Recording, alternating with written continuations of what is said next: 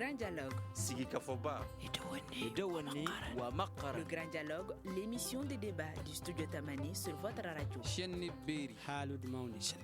Sigi Kafoba. Le Grand Dialogue. Que comprendre de la vague de froid au Mali? C'est le thème qui sera largement débattu au cours de ce grand dialogue. Depuis quelques jours, le thermomètre affiche des températures en dessous de 20 degrés. Et selon la météo, cette situation peut perdurer encore 2 jours. Quelle explication à ce froid qui s'abat sur le pays? A-t-il un lien avec le changement climatique? Comment se protéger? Studio Tamani pose donc le débat avec nos invités. Ismaël Koumaré de Mali Météo, Dr Ibrahim Togola, président du conseil d'administration de Mali Folk Center, et Adama Sambou Sissoko, président de l'association des apprenants et diplômés en environnement au Mali. À la présentation, je suis Imran Akilo Maïga, invité, auditeurs, téléspectateurs, bonsoir et bienvenue. Le Grand Dialogue. Ismaël Koumari, quelle explication pouvez-vous donner à cette vague de froid qui s'abat actuellement sur le pays? Ok, bonsoir. En fait, depuis un certain temps, comme depuis le lundi, on est en train d'observer une baisse progressive des températures, pas seulement à Bamako, mais sur l'ensemble du pays. Donc déjà, on a fait une alerte par rapport à cette vague de froid et qui va continuer jusqu'au 24 décembre. Et c'est à partir du 25 décembre que la situation va revenir à la normale. Et cette vague de froid est due, vous savez, au niveau de l'océan Atlantique Nord, on a un champ d'action qui est appelé l'anticyclone des Açores. Donc, à chaque fois que l'anticyclone des Açores se renforce davantage, donc ça pousse le vent d'harmattan vers chez nous. Donc, c'est ce qui fait que ça quitte les zones en Europe, aux pays maghrébins, où actuellement il fait très froid là-bas, il neige. Donc, on va sentir la fraîcheur qui est présentement, qu'on est en train d'observer actuellement. Ces explications sont-elles convaincantes selon vous, qui peuvent expliquer cette vague de froid que nous constatons sur l'ensemble du territoire national? Oui, je pense que c'est les spécialistes de la météo qui le disent. Donc, je pense que c'est des explications convaincantes. Et donc, en disant que, vous savez, notre planète est une grande maison et tout est interconnecté. Et donc, le mouvement des océans, c'est avant tout ce qui régule la température sur notre planète.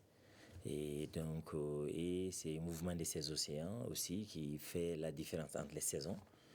Donc, avec ces mouvements, les pressions, les dépressions, donc, comme il a dit, les cyclones, les anticyclones. Donc, et bien sûr, on peut dire aujourd'hui, bien sûr, avec les activités humaines, il y a certaines perturbations. Bon, il y a des choses qui se faisaient, qui étaient prévisibles peut-être pour nos spécialistes de la météo. Mais aujourd'hui, les effets des changements climatiques font que les aspects des prévisions deviennent assez dérisoires et on assiste à des perturbations de plus en plus voilà, donc, assez élevées et donc avec des durées souvent qui peuvent être de longue durée. Donc je pense que ces phénomènes climatiques, ça montre aussi à nous les humains que voilà, nous sommes partie intégrante de la nature. Voilà, donc nous sommes partie intégrante de la nature. Ce qui touche la nature touche l'homme et parce que c'est notre écosystème. Adama Sambou Sissoko, vous êtes un environnementaliste. Quelles sont selon vous les causes profondes de ce changement de température? Je remercie mes co-débatteurs. Comme ils l'ont dit, tout d'abord, quand on essaie de voir, nous sommes dans la zone qu'on appelle la zone intertropicale et il a parlé des anticyclones. Et également, quand nous essayons d'aller dans le contexte des changements climatiques, il faut qu'on essaye de voir les activités que nous menons qui peuvent peut-être être la source de tels changements, à savoir la consommation des hydrocarbures pour se déplacer à Bamako, à Ségou, un peu partout. Généralement, on emprunte soit la voiture, la moto et l'élevage. Le Mali est un pays d'élevage par excellence et l'élevage également y contribue alors que nous sommes un pays d'élevage extensif. Le même éleveur, on peut le rencontrer avec un millier de têtes. Voilà. Mais également, il faut quand même remercier la Mali Météo pour nous avoir informés à temps, nous dire de prendre les dispositions pour les vieilles personnes ainsi que les enfants. D'accord. Alors, selon vous, ce froid a-t-il un lien avec le changement climatique?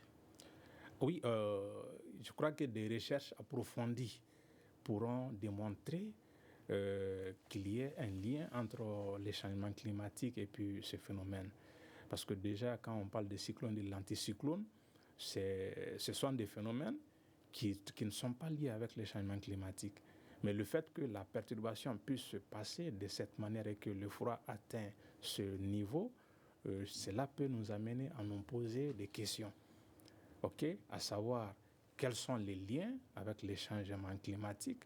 C'est vrai, scientifiquement, il faut observer les phénomènes, les facteurs climatiques pendant une trentaine d'années pour qu'on puisse dire aussi, voilà, voyez un peu, s'il y a eu changement climatique ou il n'y en a pas eu et quels sont ses impacts. Mais quand même, parmi les manifestations de changement climatique, il y a de tels phénomènes. Le froid peut être intense, la chaleur peut être intense, ainsi de suite. D'accord. Mali Météo, peut-on dissocier ce froid avec le changement climatique? Oui, bien sûr, je crois que M. Sisco a bien parlé quand il parle de... En fait, qu'est-ce que c'est le changement climatique? C'est quand quelque chose qui change. En fait, il a parlé sur 30 ans. On parle de changement climatique lorsqu'on a des données jusqu'à sur 30 ans. Et on peut dire maintenant les choses ont changé. Donc, pour répondre un peu à ça, et le changement climatique, ça joue sur, comment dirais-je, les phénomènes extrêmes vont s'intensifier. Il a parlé de vagues de chaleur, donc les inondations, la sécheresse et le froid. Donc c'est l'impact du changement climatique qui fait que souvent on observe des phénomènes extrêmes. C'est ce qu'on est en train d'observer actuellement. Et vous savez très bien, surtout cette année, ça a été une année un peu difficile en termes de la pluviométrie, parce que la répartition n'était pas bonne. Mais on a eu des jours, quelques heures, où le 25 mai, le 25 mai 2023, on a eu 140 mm à Bamako. Donc, on a une bonne quantité, mais la répartition est mauvaise. Donc, tout ça, c'est l'impact du changement climatique qui est là. En fait, surtout chez nous, au Mali, en termes, quand on fait des projections, les scénarios, jusqu'à 50 ans, 100 ans à venir, la plupart des modèles parlent que les températures vont augmenter. C'est dû à quoi? C'est le changement climatique, c'est l'effet de serre de gaz. En fait, sans l'effet de serre de gaz, la température moyenne globale, ça allait être 15 degrés, sans l'effet de serre. Mais avec l'effet de serre, on a pu avoir, ça allait être moins, disons, mais avec moins 18 degrés, disons, moins 18 degrés, avec l'effet de serre qui est là, on est à 15 degrés Celsius. Ça, c'est la moyenne. Mais vu qu'il a parlé de les COD, il a parlé d'autres gaz qu'on est en train de contribuer pour augmenter l'effet de serre là, ce qui fait qu'actuellement, ça fait quelques années, on n'observe pas pendant cette période de décembre jusqu'en février, c'est la période de froid au Mali.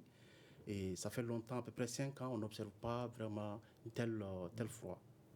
Mais je tiens à vous dire qu'en réalité, effectivement, maintenant, on est en train d'observer une baisse progressive des températures, mais qui est loin de la record au Mali, à Bamako, en mois de décembre. En mois de décembre, quand on compare les données jusqu'en 1950 jusqu'à nos jours, de 1950 à nos jours, les records de température minimale à Bamako, c'est 8 degrés qui a été observé le 28 décembre 2006. Si on compare à celle de l'année dernière, ça c'était le 10 degrés le 13 décembre 2022. Donc actuellement, nous sommes ce matin, Au réveil, la température minimale était à 15 degrés à Bamako. D'accord. Alors, ce froid a-t-il des conséquences sur la santé humaine? Oui, bien sûr. C'est pour ça que quand on a fait à chaque fois que c'est vrai, nous ne sommes pas spécialistes, on travaille toujours avec les médecins, mais vous savez très bien quand il fait froid, il y a, comment dire, les symptômes, les virus persistent quand il fait froid.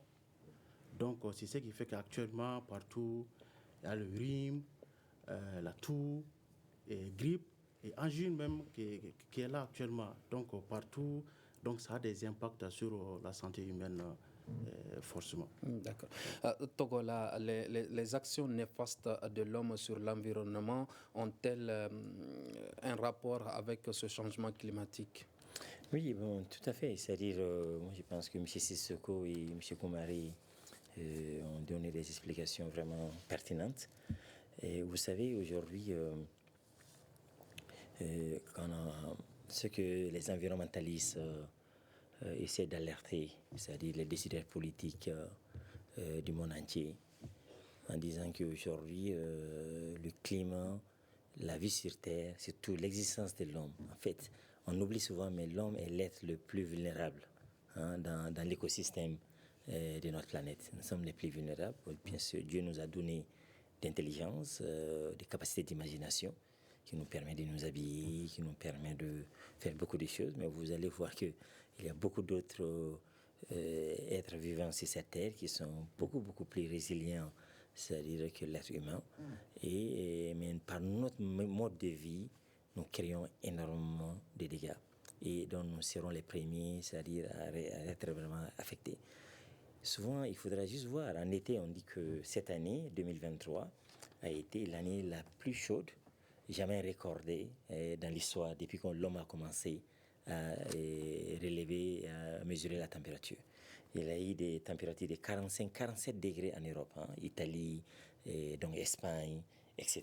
C'était vraiment une année record, inimaginable. Il faisait plus chaud dans ces pays qu'il ne faisait chez nous ici. Donc inversement, il est très fort probable que chez nous, on doit s'attendre aussi, c'est-à-dire à des températures records, aussi bien de froid et que de chaud. Et c'est ce que vraiment M. Koumari vient de vous dire, c'est-à-dire il se peut que dans des fractions de temps limitées, il peut y avoir des pics énormes, inhabituels. Et c'est ça les changements climatiques. On est habitué à des vagues de froid depuis des années, il y a des vagues de chaleur, mais il peut y avoir des pics qui peuvent vraiment étonner plus d'un, comme il y en a eu cette année dans des pays qui sont considérés des pays froids ou des pays tempérés. Donc c'est ça les changements climatiques. C'est des situations qui sont assez inhabituelles. Normalement, dans les conditions normales, ça ne se passait pas comme ça. Donc peut-être il faisait froid, mais on voit le froid venir au fur et à mesure. Mais du coup, paf, on quitte une situation, on rentre dans une situation, et après vous allez voir un pic de chaleur, et après encore ça descend à un niveau record, etc. Donc ça nous permet d'être alertés, mais l'homme nous sommes ce que nous sommes en tant qu'humains. Vous savez, on vient de clôturer la COP, donc la 28e session, mais quand vous voyez ce qui se passe sur la Terre et les décisions qui sont très difficiles, très difficiles, d'arriver à des consensus, malgré les alertes des experts, malgré que tout le monde est conscient.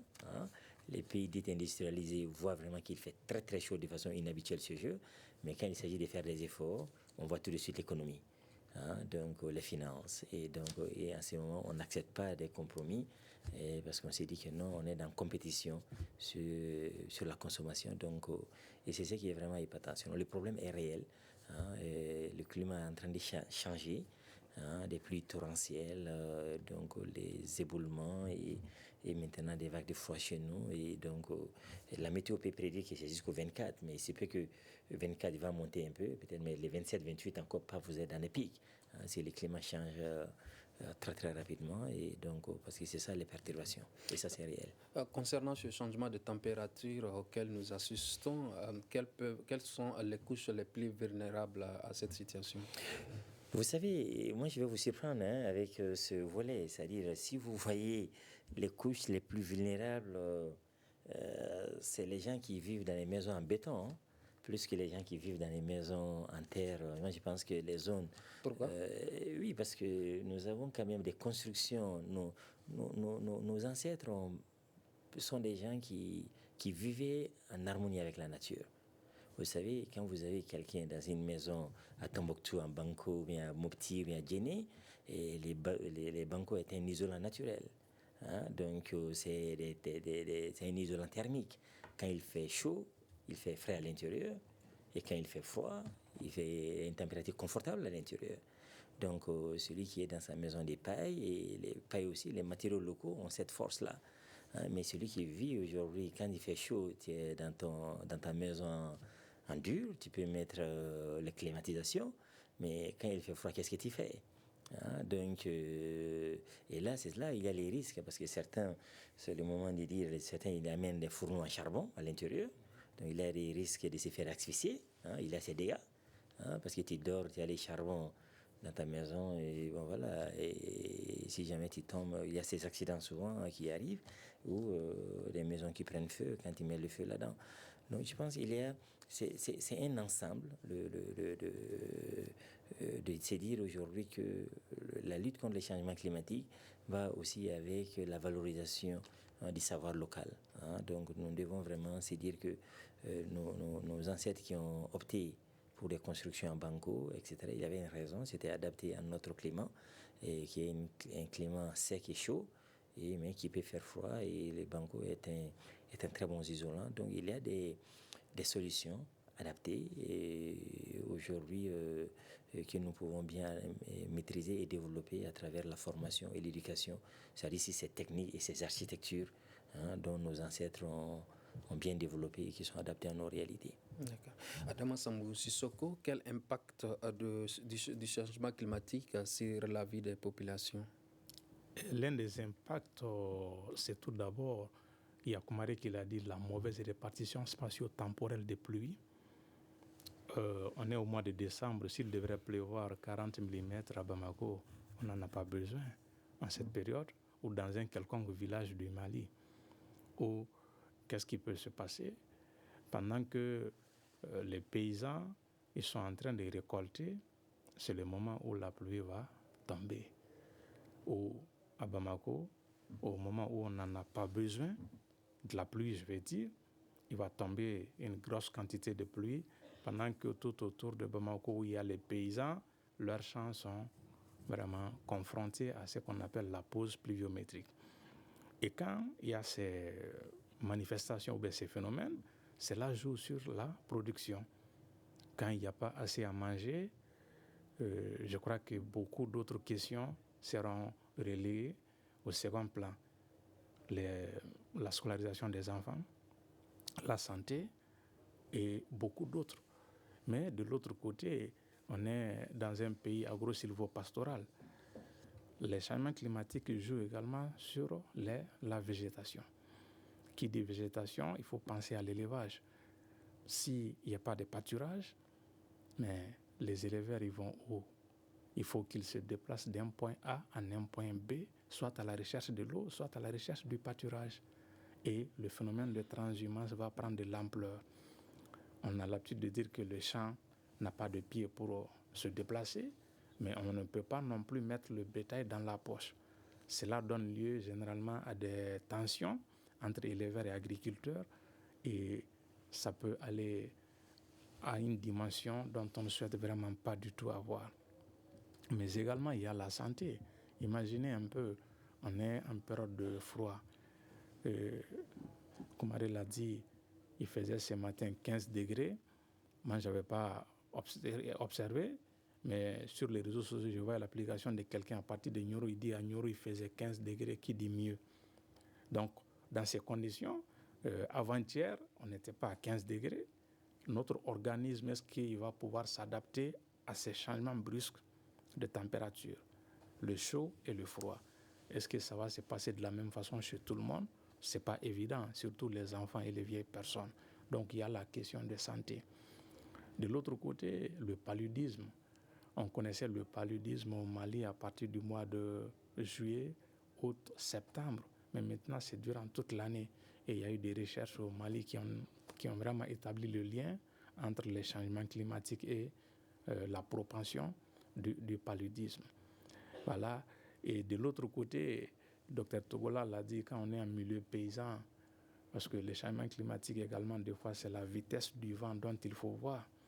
Quand le vent est fort, il arrive que la toiture des maisons soit emportée et les occupants se trouvent, vous voyez un peu. De l'autre côté, au moment où on s'attend à la récolte, quand le vent vient, ça peut vraiment faire des dégâts dans les champs. Et cela joue sur la production. S'il n'y a pas assez de production, c'est que la malnutrition va prendre de l'ampleur. Ça, c'est clair. Donc, là, c'est un certain nombre d'impacts, mais surtout la dimension genre dont il ne faut pas oublier. Parce qu'en milieu paysan au Mali, on est un pays fort potentialité patriarcat. Ça veut dire quoi? Moi, généralement au Mali, c'est le papa qui va léguer à son fils et non à la fille. Vous comprenez? Donc la femme n'a pas de terre. Si elle n'a pas de terre, quand il pleut et qu'il y a inondation, là où le chef de famille a cultivé cette année, là où la dame est et qu'il n'a pas eu d'inondation, on peut lui dire, bon, l'année prochaine, on va récupérer cette partie qu'on va cultiver pour nourrir la famille. Vous voyez un peu? Ou que la sécheresse peut même en être une explication. Parce que quand la pause pluviométrique devient assez étendue, on va essayer de lorgner le champ que la femme a. Et si elle n'a pas ce champ, qu'est-ce qu'elle deviendra? Parce que ce qu'elle produit, ça va non seulement dans le repas du ménage, mais c'est très bientôt la fête de fin d'année. Les petits-enfants, ils ne pourront pas aller tout le temps et réclamer quelque chose à papa au village. Des fois, c'est la maman qui est contactée en premier. Mais si elle n'a pas les moyens, qu'est-ce qui va se passer? Vous voyez un peu, là, ce sont là un certain nombre d'impacts des changements climatiques aujourd'hui. Et ce qui nous fait dire qu'au Mali, c'est tous les secteurs, même les transports. Imaginez un peu la température à Bamako qui fait au mois de mars à avril. Et si vous avez peut-être été sur le terrain pour la collecte des données, des choses comme ça, généralement, on voyage la nuit. Si c'est possible, vers 14 heures, quand vous le faites, c'est que votre moteur est exposé à des situations qui ne sont vraiment pas souhaitables. Et je parlais tantôt d'éleveurs, agriculteurs, et la pêche alors. Imaginez un peu, à un moment donné à Bamako, le kilo du poisson, ça coûtait combien? Aujourd'hui, on est à combien le kilo? Parce qu'il y a de moins en moins de poissons dans nos eaux. Parce que tout ça là, c'est dû au phénomène de changement climatique. Donc, c'est pour dire que c'est tous les secteurs qui sont touchés par ces phénomènes de changement climatique. Même l'énergie, c'est vrai, c'est la période de délestage, mais durant la saison sèche, le besoin va augmentant. Alors, dans ces conditions, jusqu'à où ce changement climatique va nous conduire? C'est à nous, les humains, de changer de comportement. Sinon, je crois que les prévisions disent qu'il va y avoir une augmentation de 1, quelque chose degré. C'est comme quand il fait aujourd'hui 6 degrés à Bamako. C'est que dans 30 ans, à l'horizon 2050, il faut ajouter 1,5 à ça, ce qui va faire 7,5. S'il fait 36 degrés, plus 1,5, ça fait combien? Ça fait 37,5. Donc, le changement climatique est en train de pousser nous, les humains, à se remettre en question. Bon, on a commis, je ne sais pas, une appréciation, une erreur d'appréciation, je vais dire. On a dit que l'homme est au-dessus de la chaîne alimentaire, ce qui nous donne l'opportunité de tout faire, alors qu'on ne doit pas tout faire. D'accord?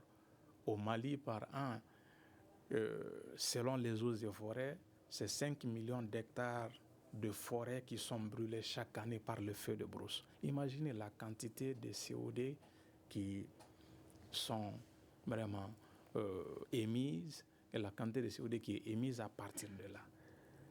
De l'autre côté, il y a les défrichements. Donc, ces changements climatiques nous poussent à un niveau où on doit dire, bon, écoutez, on se développe, d'accord, mais il faut qu'on essaie de revoir. Au lieu d'aujourd'hui, nos moyens de déplacement, ce sont les véhicules et autres. Au lieu de cela, il faut aller vers les véhicules électriques. Tant que le moins peut, consommons moins les énergies fossiles et mettons l'accent sur les énergies renouvelables. Dr Togola a mis un accent sur un fait qui est très important, qui est nos savoirs locaux. Dans le temps, au Mali, on s'éclairait à base de quoi? C'était le beurre de karité. Dans pratiquement sur toute l'étendue du territoire malien, partout où vous partiez, si vous menez des études, vous vous rendrez compte qu'à un moment donné, on s'éclairait avec ce beurre de karité. Mais ce karité même est en voie de disparition dans des localités où il était abondant. Ok? Si on avait développé ce beurre de karité aujourd'hui jusqu'à un certain niveau, même les impacts des changements climatiques n'allaient pas nous frapper autant. Parce qu'on allait reboiser, non pas parce vous comprenez un peu, parce qu'il y a un intérêt qui se cache derrière, qui est l'intérêt d'avoir des hydrocarbures. On a l'exemple du pourguer. Donc, le changement climatique nous pousse à l'extrême pour que l'on puisse revoir nos modes de consommation. Si on ne le fait pas, on va récolter les pots cassés, comme on le dit. Koumaré, vous avez parlé tout à l'heure de température de record, notamment en 2016. Vous avez parlé de 8 degrés. 2006, 8 degrés. 2022, 10 degrés. Et cette année, ce matin, on est à 15 degrés Celsius. Est-ce que dans les jours à venir, cette température va diminuer ou elle va augmenter? Déjà, avec 15 degrés, c'est insupportable pour certains. Est-ce qu'on va assister à une augmentation ou une diminution de cette température? Ok, donc en fait, le cas de Bamako, parce qu'on a fait une prévision sur l'ensemble du pays avec les températures minimales qui vont varier entre 7 à 16 degrés. Donc 7 degrés, ça c'est au nord. Vous savez, actuellement, au nord, surtout notamment les régions comme Taoudéni, Kidal, il fait très très froid maintenant.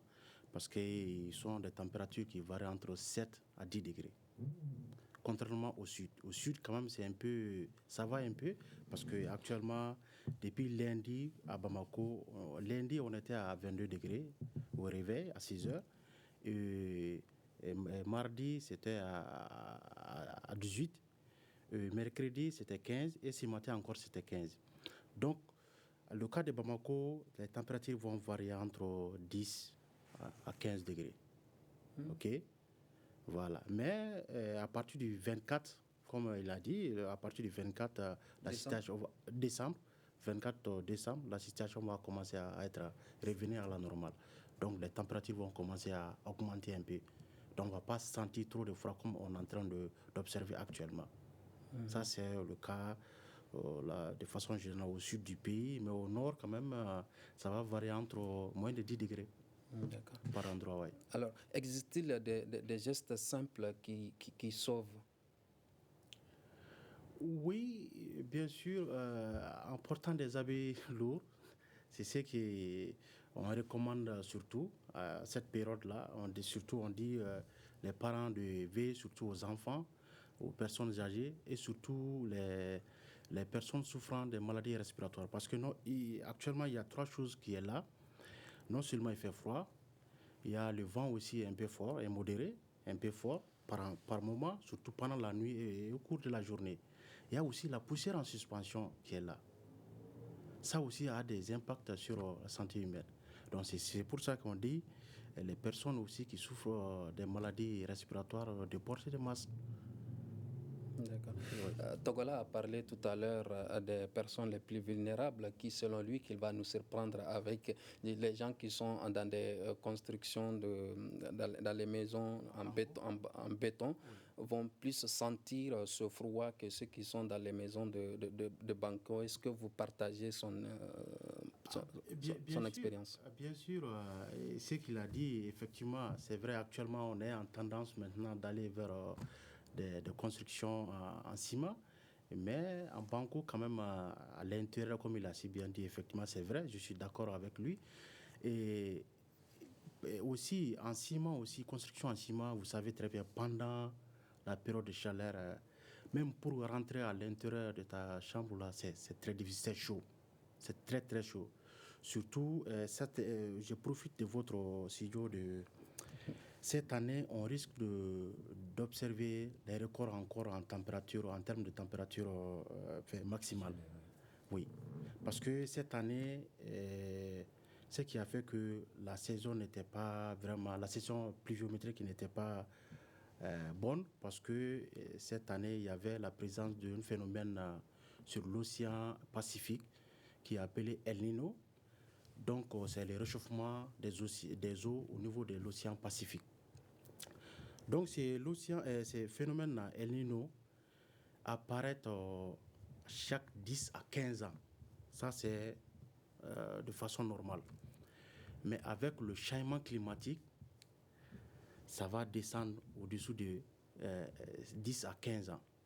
Par exemple, sa dernière apparition, c'était en 2015. En 2015 et en 2016, on a eu des records de température dans le monde entier. Il a parlé, même cette année, il y a une partie de la Chine où il y a eu 50 degrés. En 2000, je crois, si je ne me trompe pas, en 2021-2022, au Canada, ils ont eu des températures 50 degrés aussi, alors que c'est des zones où vraiment ils ne connaissent pas la chaleur. Donc, ça a causé vraiment beaucoup de dégâts.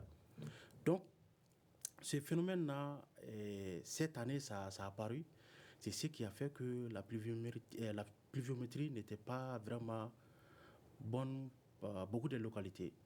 Mais grâce avec l'appui du programme Pluie Provoquée, on remercie nos autorités qui nous ont vraiment aidés cette année de faire tout pour qu'on puisse faire ce programme-là, parce que la saison était vraiment catastrophe au début. Donc avec l'appui du programme Pluie Provoquée, à partir du 22 juillet, la situation a commencé à être améliorée. C'est ce qui a fait que même, c'est vrai, actuellement, les récoltes qu'on a, on remercie le bon Dieu aussi, et avec l'appui du programme Pluie Provoquée qui a fait que vraiment la saison a vraiment un peu sauvé. Donc, ce phénomène, à chaque fois que ça apparaît, ça bouleverse tout. Et c'est le changement climatique qui fait qu'au lieu que ça vient de 10 à 15 ans, ça diminue. Donc, dernière apparition 2015 à 2023, c'est à peu près 8 ans. Donc, ça n'a pas atteint sa date année d'apparition de 10 à 15 ans. Donc, à 8 ans déjà, ça apparaît. Donc, il faut s'attendre encore peut-être 6 ans après, 7 ans après, ça va apparaître. Donc, à chaque fois que ça apparaît, ça influence tout. En termes de la pluviométrie, c'est des extrêmes. La sécheresse aussi, c'est des extrêmes. Donc, et en termes de température... Donc, quand vous dites qu'il y aura une augmentation de température maximum, s'agira-t-il qu'il va avoir plus chaud? Oui, ça veut dire qu'il y aura des jours où il fera très très chaud. Et on risque d'avoir observé des records de température. Par exemple, au Mali, le record de température a été observé à Caille, 50 degrés. C'était 49,7 degrés. Donc, si on arrondit, c'est 50 degrés. Ça a été observé déjà au Mali, à Caille. Donc, et si on continue avec, Sissoko a dit, Tagoula a dit, si on continue avec comme ça, là, sans diminuer l'effet de serre, les gaz qui contribuent à augmenter l'effet de serre, donc on risque de subir des conséquences. D'accord. Donc, c'est pour ça que les pays, à chaque fois, le COP, on demande aux pays développés qui contribuent beaucoup. Mais ils voient toujours l'aspect l'économie, parce que s'ils arrêtent, leur économie va baisser. D'accord. Donc, c'est un problème. Togola, des engagements ont été pris pour lutter contre le changement climatique. Où en sommes-nous aujourd'hui avec la réalisation de ces engagements? Beaucoup d'engagements, beaucoup d'engagements. Il ne faut pas oublier que c'est la 28e COP. Mais vous savez, il y a deux aspects qui sont contradictoires. Il y a ma survie économique, donc l'apaisanteur économique, et ma vie sur Terre et donc l'avenir de mes enfants ou de ma progéniture. Donc aujourd'hui, nous sommes à une course effrénée de compétition entre les grandes puissances. Et chacun se regarde en disant que voilà, et vous avez pollué pendant presque 5 siècles pour arriver là où vous êtes. Donc nous, c'est là la discussion entre les pays émergents et les pays déindustrialisés. Vous avez utilisé les charbons, vous avez utilisé le pétrole, vous avez utilisé tout, vous avez utilisé abondamment les ressources pour être là où vous êtes aujourd'hui, devenir des pays riches. Donc vous avez causé, c'est-à-dire du tort à notre écosystème. Donc on vous demande de payer ça. Si vous nous payez ça, c'est dommage que vous avez fait. En ce moment, nous, on peut réduire, mais aujourd'hui, nous aussi, on est dans une tendance à s'industrialiser, qui est des pays émergents. Donc, nous ne sommes pas à l'origine des problèmes. Donc, on a trouvé le problème ici.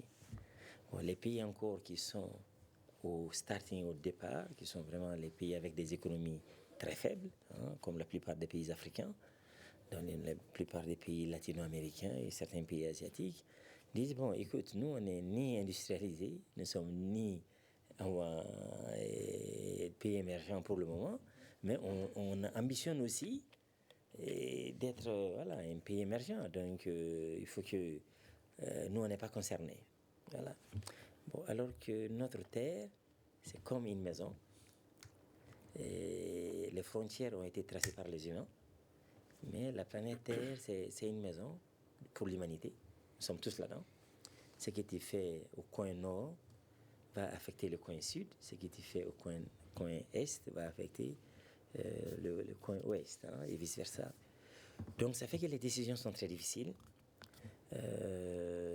Il y a beaucoup d'efforts qui sont faits, dont les contributions nationales désignées, ce qu'on appelle les CDN, où on demande aux pays de dire l'effort qu'ils vont faire pour la réduction des effets des changements climatiques. Bon. Mais aujourd'hui, malheureusement, nous assistons à une course infernale de création des richesses. Et cette course de création des richesses va sur la surconsommation, n'est-ce pas? Je pense que c'est ce qu'on a parlé. Et donc, on veut consommer plus. Pour consommer plus, il faut manufacturer, il faut faire la production. Pour produire, on a besoin des ressources. Et donc, le monde est devenu une économie de superconsommation. Et ça dégage ses effets collatéraux. Vous savez, aujourd'hui, l'écosystème que le bon Dieu nous a donné est une harmonie. C'est une harmonie qui est là. Les températures sont réglées par les océans. Les océans, il y a des parties, les points chauds, qui est l'océan Indien. Il y a des océans qui sont chauds et il y a des océans qui sont froids, comme le pôle Nord. Donc, vous savez, l'océan est salé. Le sel, il a une densité. Donc, quand c'est dilué, c'est léger. Quand c'est froid, c'est lourd. Donc, ces points lourds, points froids, fait qu'il y a une circulation naturelle de l'océan. Et avec les glaciers qui sont là pour pouvoir maintenir cet équilibre. Donc, quand il y a la température, les glaciers, c'est l'eau douce. Quand il met l'eau douce dans la mer, ça se dilue. Donc, la densité baisse, donc la circulation est affectée. Donc, c'est tous ces aspects-là qui sont les mouvements des océans, les mouvements des glaciers, et qui, même maintenant qu'on a une température qui est perturbée à la surface. Parce que c'est le mouvement des océans, quand on dit que les moussons arrivent, les météos ça. Donc, quand les moussons arrivent, donc cela veut dire qu'il y a les pluies. Donc, ce mouvement fait que, tantôt, à ses côtés, la fin des saisons pluvieuses, par exemple l'Afrique de l'Est, et à un moment donné, ça arrive, les moussons arrivent chez nous, donc nous, on a les pluies, et après, ça quitte chez nous, ça va aller ailleurs. Donc, et ça, c'est dû au mouvement, c'est-à-dire des océans et tout ça. Donc, tout ça, c'est perturbé aujourd'hui. Et donc, le truc, il faut se dire comme ça que les meilleurs scientifiques disent, même si on arrête les consommations aujourd'hui, il y a beaucoup de dégâts qui ont été faits. Et beaucoup de dégâts ont été faits. Donc, cela veut dire qu'on ne va pas. Et comment on va arrêter? Je pense que c'est ce que l'a dit aussi M. Koumaré l'a mentionné.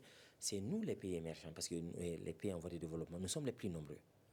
Étant les plus nombreux, on ne dit pas, je termine par là, on ne dit pas que nous devons arrêter notre développement, mais qu'est-ce que nous devons faire? Nous devons nous développer autrement, faire notre croissance autrement. Avec quoi? Avec les énergies renouvelables.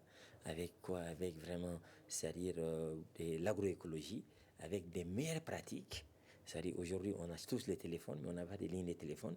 On peut vraiment prendre un développement qui est beaucoup plus harmonieux et qui va nous permettre de créer plus d'emplois verts, etc., et plus de développement. Les partenaires se sont engagés à financer les pays en voie de développement, les pays moins avancés, dans le cadre de la lutte contre le changement climatique. Le Mali a-t-il eu de financement selon vous?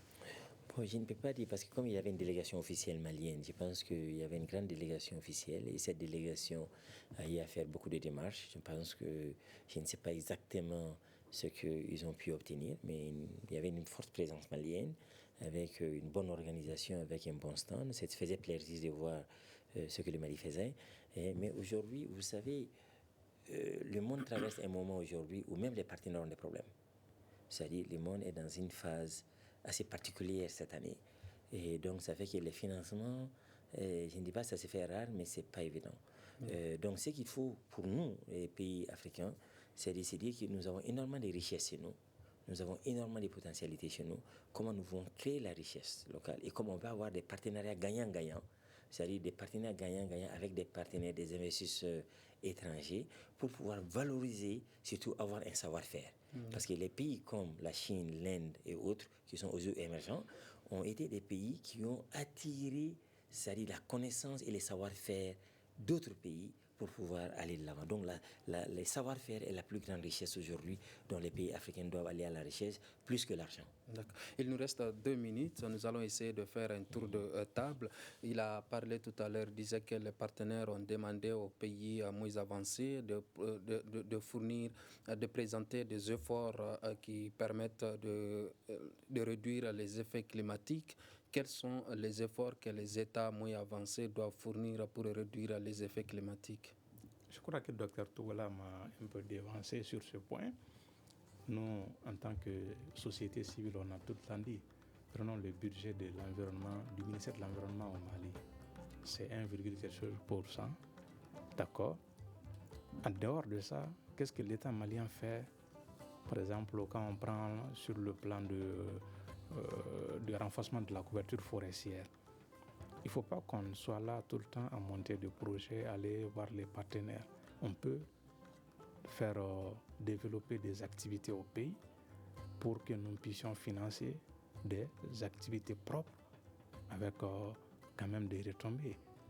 Et on a le Conseil national du patronat du Mali qui peut également faire quelque chose dans la mesure où ce sont des opérateurs, soit aller démarcher des partenaires au-delà, mais pourquoi ne même pas mobiliser les finances au niveau national? D'accord. Voilà. En 30 secondes, dites-nous quel rôle les populations et le gouvernement doivent jouer pour réduire les effets climatiques. Oui, je crois qu'on a parlé de ça. On doit vraiment faire tout d'aller vers, par exemple, le cas de l'énergie renouvelable. Vous voyez, actuellement, c'est vrai, il y a coupure, mais il y a beaucoup de gens maintenant qui sont en train de faire des panneaux solaires. Et les enfants prennent leurs leçons à travers ça. Et on doit aller dans ce sens-là pour au moins quand même développer un peu et d'éviter des énergies fossiles qui augmentent toujours, qui vont toujours continuer à augmenter. D'accord. Malheureusement, nous devons rendre l'antenne à nos radios partenaires. On me fait signe que nous n'avons plus de temps. Merci en tout cas à nos invités. Nous parlions de la vague de froid qui s'abat actuellement au Mali. Et nous étions avec Ismaël Koumaré de Mali Météo, Dr Ibrahim Togola, président du conseil d'administration de Mali Folk Center, et Adama Sambou, Mamadou Sissoko, président de l'association des apprenants et diplômés en environnement au Mali. À la présentation, c'était Imrana Kilomaïga. Ce débat a été réalisé par Mariam Koulibaly. Merci de l'avoir suivi. À demain pour un autre débat.